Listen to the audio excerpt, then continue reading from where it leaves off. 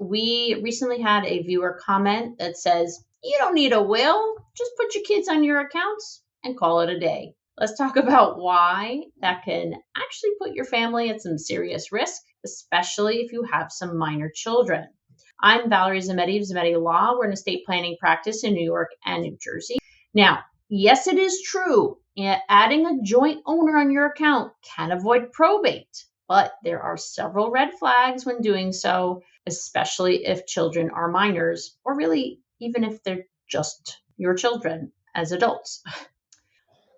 I would think there's two major red flags when it comes to having minor children that you would add to an account. I don't even know if the bank would allow you to do this, but let's say you somehow get them on there, right? Adding your children doesn't necessarily provide any guidance as to who is going to manage those finances for the child. And if they're on this bank account, quite frankly, as minors, the bank is going to hold them until such time as they become an adult. And that can create a lot of issues. Secondarily, the court will get involved in the process because there are minor children who are receiving assets. So they are going to want to designate a guardian through the court process. And the only way that you have a say in doing so is by creating a last will and testament to say whom you choose to manage.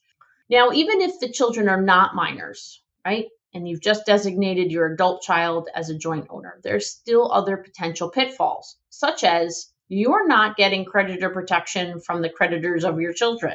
That asset of yours, which you put your child on, is susceptible to being collected against, at least part of that litigation. It exposes your money. In addition, secondarily, you could create an accidental disinheritance. So let's say, again, you've added your children, one has a creditor issue, and it diminishes your assets in some form or fashion. Well, you've just knocked the other children out of receiving some assets, correct? Lastly, I would say this is very common when a parent adds a child, one of the children that they trust, to their bank account. At your passing, they are 100% owner of that account. They, one, do not have an obligation to provide an equal distribution to your other children, which may have been your intent.